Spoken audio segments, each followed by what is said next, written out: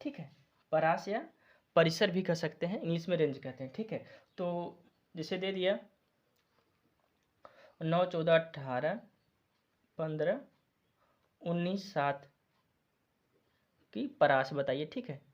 क्या करेंगे, प्रास मतलब क्या होता है, कहाँ से किसके किसके बीच में है। क्या करेंगे हम, सबसे पहले इसमें हम छोटी संख्या खोजेंगे। इसमें छोटा पद कौन है, इसमें छोटा पद क्या है, 7 है। और सबसे बड़ा पद खोजेंगे इसमें 9, 14, 18, 15, 19।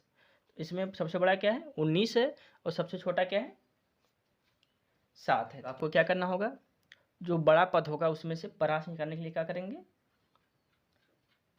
जो बड़ा पद होगा आपको उसमें से छोटा पद, इसमें छोटा पद क्या है, सबसे 7 है। इसको इसमें से क्या करेंगे, हम घटा देंगे, कितना आएगा, 12 आएगा। तो ये क्या हो जाएगा हमारा